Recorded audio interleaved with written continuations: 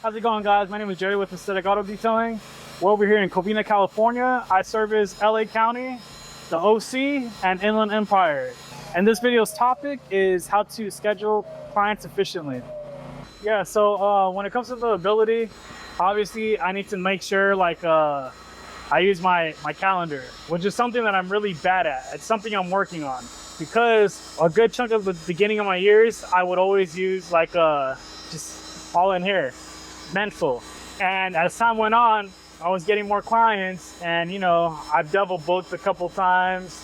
Luckily, it's never really bit me in the butt to where a client's mad or anything, but I always try to make sure that I use either my scheduling app or I just use my calendar, so that way when somebody contacts me, I'll have some sort of record, okay, I'm working this day, this time. As far as scheduling clients goes, I always try to keep in mind their location, what city they're in, the job, because then I need to make sure okay, this is how long it's going to take me, and traveling time, which kind of goes back to location. The reason why those are important is because let's say you're on the other side or a totally different city, and then somebody contacts you for one job, you need to make sure okay, I'm going to be on average, this client or this job takes about 2-3 hours, and then you need to work in the traveling time. And I know it seems like common sense, but I've been there and I've seen it with my own eyes where I've had other detailers working with me and they try to book clients. I have this one experience to where I was working on a client. It was 9 o'clock, right? Other detailer that was working with me gets a call. Hey, how's it going? I want to book a detail with you. I want you to be at my house at 10 o'clock in Rancho Cucamonga. Can you do that? And they said, yes, I'll be there. There was no way they were going to do that because they had their personal vehicle, so they would have to go to their house, go pick up their work truck, and then drive all the way to Rancho Cucamonga. It was impossible. There was no way they were going to do that. And the person was like, oh, you don't think it's possible? I'm like, bro, it's definitely not possible. So, when it comes to scheduling clients, it seems like it's, common sense, but you really need to take in travel time. If you're going to get gas, if you're going to get food, all that stuff. So for other detailers that are looking for an app or something like that for scheduling, what would you recommend them to use? So I know there's a bunch out there. I know there's Jobber. I know there's Square by Appointments. Actually, Appointments by Square. That's actually what I use. Every time somebody asks me that, oh, hey, I want to use an app, or what do you use to schedule people? That's what I use. The reason why I use it is because it's straightforward and it's actually free. Obviously, if you upgrade, you could get more, perks and all that stuff, but I love it. I'm able to block off, certain times if I don't want to work those times, or if I'm busy, I could even block off dates ahead of time. You get the option to make your your services, your packages, whatever. You could put how much they are, or if the price varies, little brief description, all that stuff, so your clients know exactly what they're booking for, exactly what they're looking at. They book it, you could block it out, let's just say interior detail, 3-4 hours. You could put it in there. When they schedule it, it'll block off 3 or 4 hours of that day or whatever. Do you charge a deposit? Yes, I do. That's it wasn't always a thing, but over time what happened was I would, you schedule somebody, you expect they're gonna follow through with the appointment.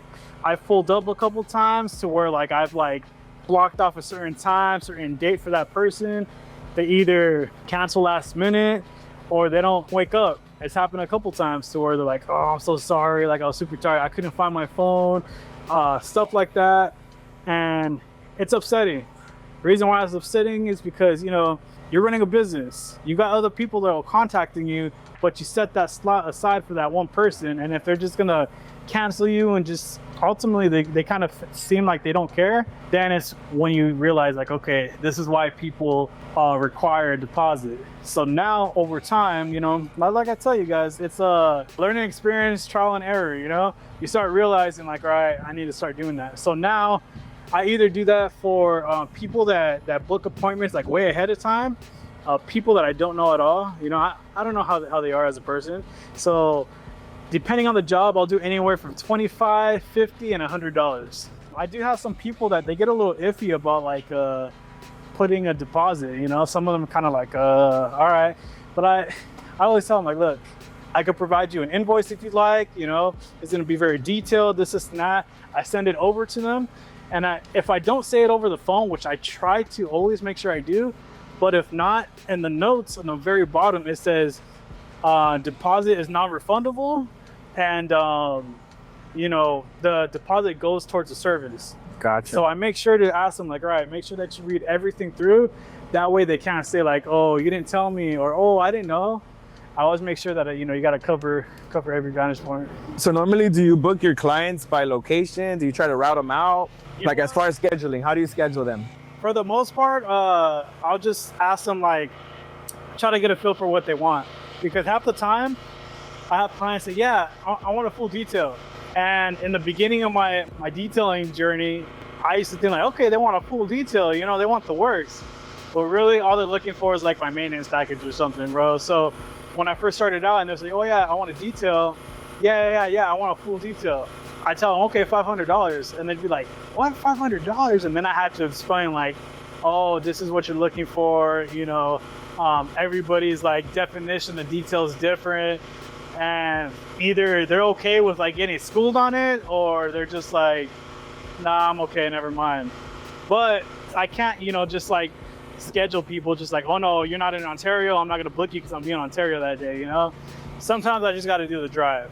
But I make sure that I'm getting like that either that traveling fee, or I'm just, if they're gonna be out a little more ways, I make sure that it's a bigger package, you know? Because it doesn't make sense for me to be in one city and then go to the other city. So I'm not being profitable. Do you ever like do emergency days or flex days where you actually like squeeze in a customer? So the way I work my emergency fees are, one, it has to be a minimum of $100. And two, whatever package it is, I stack on $50. You know, I know some guys, they charge more, some guys don't even do that. To me, it's just something that works for me, you know?